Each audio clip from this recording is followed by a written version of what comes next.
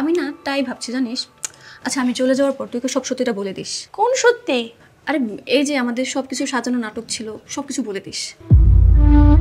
না না বাবা, দরকার নেই। পরে দেখবি তোর বাসার ঠিকানা বের করে তোর বাসায় গিয়ে তোকে বিরক্ত করছে। ও কত বড় গাধা দেখ, আমার হাতের এক্স রিপোর্টকে আমার মাথার রিপোর্ট মনে করেছে। তারপর নিজে হিরো সাজার জন্য আমার সামনে ওর বন্ধুকে ফকির সাজিয়ে নিয়ে এসেছে, আবার টাকাও দিয়েছে। আবার সেই বন্ধুকে রিস্কাওয়ালা বানিয়ে আমাদের কাছে নিয়ে এসেছে। নিজে যেরকম গাধা আমাদেরকে ওরকম গাধাই মনে করে, তাই না রে? তবে আমি একটা জিনিস ভেবে খুব মজা পাচ্ছি জানিস, যে ও যখন কিনা জানতে পারবে আমাদের সবকিছু সাজানো নাটক ছিল, ওর অবস্থা কেমন হবে ভাব একটা বার। কি আর হবে, বাসা থেকে বের হবে না, লজ্জায় মুখ দেখাবে না কাউকে। আমার তো তাই মনে হচ্ছে। এই জন্যই লোকে বলে নারীদের ছলনা বোঝা অসম্ভব। এরা চোখ ভর্তি পানি নিয়ে অভিনয় করতে পারে, দরকার নেই সব ভালোবাসার।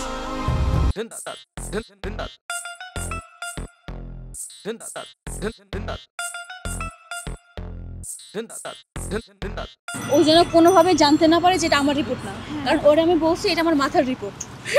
তাই বলে কি হাতে এক্স রিপোর্ট?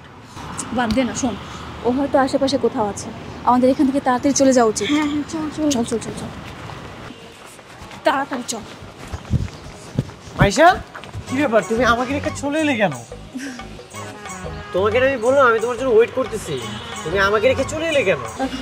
আসলে আপনাকে আশেপাশে কোথাও দেখিনি তো, তাই ভেবেছি আপনি হয়তো চলে গেছেন।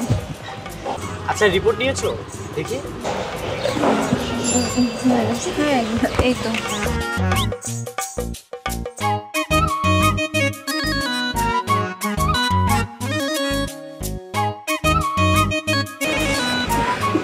বুঝে গেল নাকি? একটু দাঁড়িয়ে থাক। আরে খুবই খারাপ অবস্থা, এটা দেখে তো আমার মনটাই খারাপ হয়ে গেল। আমাদের মনটা খারাপ। কালকে তো আমরা চলে যাচ্ছি। কোথায় যাচ্ছ? বাসায় যাচ্ছি, আর কোথায় যাব? আচ্ছা আমরা তাহলে আসি, আমাদের লেট হয়ে যাচ্ছে।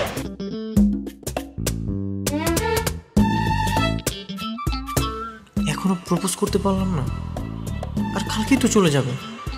তাহলে প্রপোজটা করবো কবে? যা করার আজকের মধ্যেই করতে হবে। আল্লাহ, আজকে জানি আমি প্রপোজটা করতে পারি।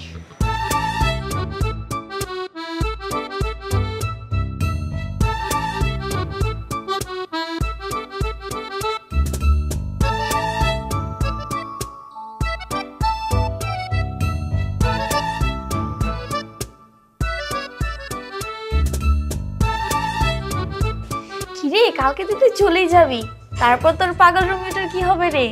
সে তো তোর সিগনেচার আর সেলফি নিয়ে সারা জায়গা ঘুরে বেড়াবে। আমি না তাই ভাবছি জানিস। আচ্ছা আমি চলে যাওয়ার পর তুই সব সত্যিটা বলে দিস। কোন সত্যি? আরে এই যে আমাদের সবকিছু সাজানো নাটক ছিল, সবকিছু বলে দিস। না না বাবা, দরকার নেই। পরে দেখবি তোর বাসার ঠিকানা বের করে তোর বাসায় গিয়ে তোকে বিরক্ত করছে। ও কত বড় গাধা দেখ, আমার হাতের এক্স রিপোর্টকে আমার মাথার রিপোর্ট মনে করেছে। তারপর নিজে হিরো সাজার জন্য আমার সামনে ওর বন্ধুকে ফকির সাজিয়ে নিয়ে এসেছে, আবার টাকাও দিয়েছে। আবার সেই বন্ধুকে রিস্কাওয়ালা বানিয়ে আমাদের কাছে নিয়ে এসেছে।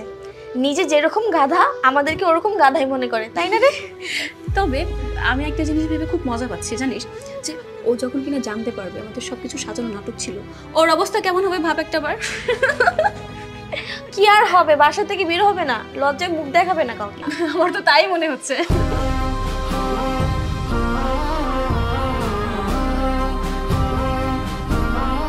এই জন্যই লোকে বলে নারীদের ছলনা বোঝা অসম্ভব। এরা চোখ ভর্তি পানি নিয়ে অভিনয় করতে পারে, দরকার নেই সব ভালোবাসার।